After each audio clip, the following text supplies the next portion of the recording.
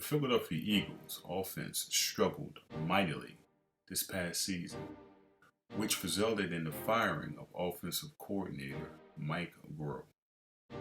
Head coach Doug Pederson just made a decision that might cost the Eagles early and big in the upcoming season. My name is Vernon F. Miller, and this is Sports News Street, where we provide the latest updated content in sports. Please, if you're new to the channel, hit that subscribe button so you can be notified of all the latest content we upload. And if you're already a subscriber, thank you. And please leave a comment along with hitting the like button. We will reply to all comments. Well, Doug Pederson has decided not to hire an offensive coordinator, even though there were suitable candidates available for the position. We already know former Indianapolis head coach Jim Caldwell, offensive guru, he was available. James Urban, along with Deuce Staley, who is assistant head coach for the Philadelphia Eagles. Now, the Eagles did have their eyes set on two top prospects, or what they considered two top prospects for the position. One was the Kansas City Chiefs quarterback coach, which Andy Reid blocked that move, and the San Francisco 49ers passing coordinator, which he resigned back with San Francisco. So, in the end, Doug Pederson decided to hire Press Taylor as the passing coordinator, which was pretty much a move that the Los Angeles Rams and the San Francisco 49ers have already adopted.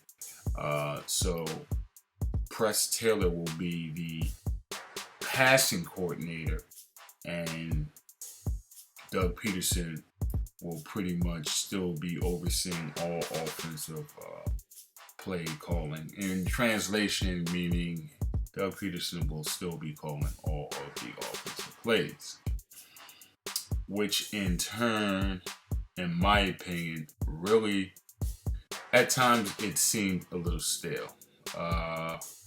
Now, don't get me wrong, I do understand that the Eagles definitely will, their offense, the whole team was plagued with injuries, but especially the offense, Sean Jackson, Alshon Jeffries, Sproles, to name a few. I get that, but at times it still seemed like the Eagles' offense was stale, whether it was the play calling by Doug Pederson, Carson Wentz changing the plays at the line, or Pederson deciding to go for it instead of punting, just in a plethora of things. Now, sources close to the team saying that Pederson feels the offense just needs a little tweaking along with a full healthy personnel, and the team should be fine. I'm finding that a little bit more hard to digest, because now the whole division, the whole landscape of the division is definitely different, along with a couple of questions that need to be answered. For example, the wide receiver core, J.J. Whiteside and Nelson Aguilar's inconsistencies. Obviously, you're going to wait. You probably give J.J. another year to see how that pans out, especially being the fact that was a pretty high draft pick. Nelson Aguilar, I can't imagine the Eagles re-signing him. Alshon Jeffries, he's in line for a big paycheck this year. Do you decide to trade him and make cap room? Seems like he's lost a tad bit of a step. You still got Deshaun Jackson, but he's definitely has had health issues every year for the last few years. So you definitely have to address the wide receiver issues, especially in the upcoming draft and or free agency. You know, I think Miles Sanders will definitely seems like he's going to be on his way. He's coming into his own, but he's still going to need help in the backfield. So you're definitely going to have to address the running back issue as well, and probably address or tune up or tighten up or tweak the offensive line. And last and certainly not least, the landscape of the division has now changed with all new head coaches in their, within the respective teams. You know, Dallas has a new coach, McCarthy. The Redskins have Rivera, who's a defensive specialist. And the New York Giants with the new coach, I believe his name is Judge. Mind you, the New York Giants also have the hired Jason Garrett as their offensive coordinator. So that's going to be some interesting challenges that's going to be presented to Doug Pederson in the upcoming season. And it's going to be interesting to see if he can make the required adjustments to at least extend the gap. Because I believe by him not hiring either a fresh new offensive coordinator with some, innovating plays and techniques, or a guy like maybe a Jim Caldwell, former coach of the Colts, who's a seasoned vet, former head coach, who understands what it needs to be done to move the ball down the field in a methodical and creative way.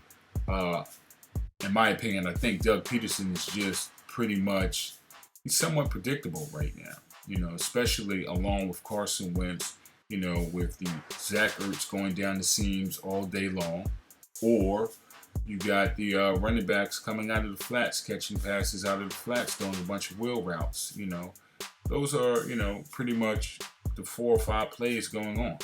I can pretty much, if I'm a defensive coordinator, I can figure it out. Of course, you want Deshaun Jackson healthy, because if Deshaun Jackson is healthy, at least he can take the top off the offense or take the top off the defense, and that will open some things up. However, you have to be prepared, or you're going to have a counter move if Deshaun Jackson isn't healthy. And there's a very strong possibility that he could get injured in the upcoming season. So what would be your counterpunch? What would be your backup? What would be the adjustments? And I think that's where Doug Pederson didn't prepare for. I think this is where Doug Pederson didn't have an answer for. And I think by Doug Pederson not hiring an offensive coordinator to at least sit down and collaborate with is going to be definitely a problem going into the meat and teeth of the season. Frank Wright, was that guy who was able to, bounce ideas back and forth with Doug Pederson, and together they made the proper decisions to help move the ball down the field. And I believe that was 2017. The Eagles were offensively hard to stop and figure out. I mean, they could score with anybody, on anybody, and at any given time. I believe they were ranked 7 overall in 2017 on that Super Bowl run in total points. The rush, they were ranked 3rd, and the passing, they was ranked 13. So, they were definitely a force to be reckoned with.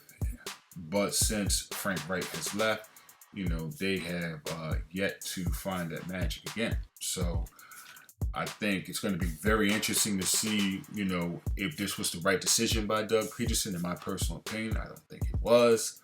But who am I? I digress. So let me know in the comments what you think about Doug Pederson. Do you feel this was a big mistake? I personally believe Doug Pederson made a huge mistake. But again, who am I?